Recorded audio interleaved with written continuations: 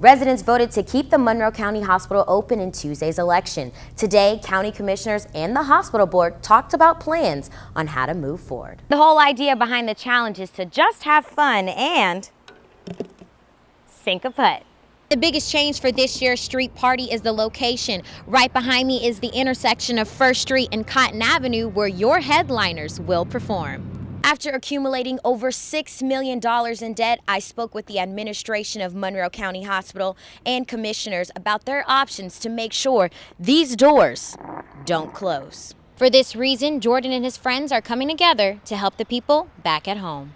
Larry Evans may be a Monroe County commissioner, but before that, he's a proud Monroe County resident. I've been a resident here for 67 years. That's why he's fighting hard to keep the Monroe County Hospital up and running. I was about 8-9 years old when they built the original building over there. And this hospital has served this community well. Administration says they've tried everything to keep the facility open. Last summer, Navison Health even partnered with the hospital to help. We want to make sure we're doing the right, giving the right health care at the right time, the right place, and the right cost. And that's what we're doing now. That's the Navison philosophy. We want to bring that same philosophy up here. But it still wasn't enough. The hospital doesn't have the funds to keep serving the area. So administration and commissioners came up with two options. The first, basically closing the hospital systematically within 3 to 6 months. And the second option, keep the hospital open, and it would require $10 million. These options are being left to residents to vote on March 21st. The second option would require an increase in residents' taxes. Their taxes will go up approximately $30 a year. If option 2 does get approved in March, many changes will be made to the hospital. One of them being they would go from 25 beds to just 5 or 10. We're going to downsize the inpatient side of the hospital a little bit, and that'll allow us to save some overhead costs and things of that nature. They would keep the emergency room. Commissioner Evans says the hospital is essential for many Monroe County residents. We have people that don't have insurance, and this hospital do around $700,000 worth of indigent care that they do not get paid for. Many would also have to travel about 40 minutes to another hospital.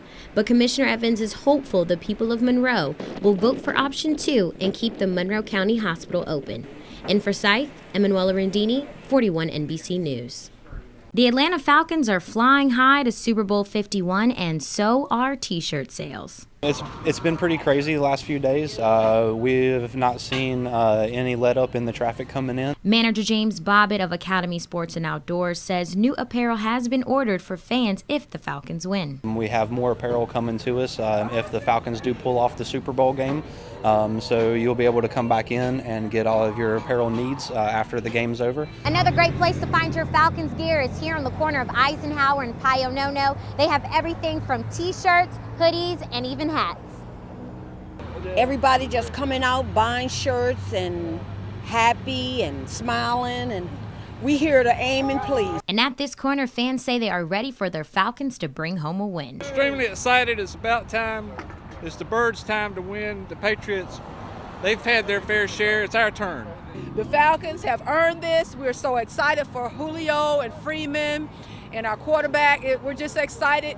This is going to be something great for Georgia. You know, God always tells us the first shall be last and the last will be first. So Atlanta going to win this game. While this is a possibility, James Baker hopes for a different outcome. I wanted to go in the last 2 minutes, the Falcons up 1 point. Tom Brady get the ball and beat them. Even though Baker is from Georgia, he says he wants to stick with New England. Winning so long, you stick with the winner. Been losing so long, stick with the loser. And the fate of both teams will be determined this Sunday at 6 o'clock p.m. With 41 NBC News, I'm Emanuela Rendini. Well, I was a little nervous that we weren't going to sell much, but we sold out, so I'm pretty happy. Cameron Staines is only 8 years old and a successful businessman. He and his team came up with the idea of selling whiteboards. We teach economics in 3rd grade, and this is just a great way for them to be able to learn it hands-on. Rachel Irvin is a teacher at Langston Road Elementary, and she says Market Day allows students to learn the art of exchanging money. We're taking our standards and turning it into real life experiences for them. Students get into groups and pick a product or service to sell. They learn about profit, they learn about banks and how banks work, they learn about exchanging money. And parents provide the funding for the groups. Rebecca Staines, Cameron's mom, says the event helps students learn about the real world. It's just such a great build-up, and it's a great way for kids to really learn what a society is like and learn how to work together and solve problems. Staines said she was surprised at how seriously Cameron took the event. He put the suit on, or the coat on, and it was like, boom, businessman. I wanted to make a good impression so people would come and buy our stuff. And Cameron will have an opportunity to make more money tomorrow when businesses reopen. In Houston County, Emanuela Rendini, 41 NBC News.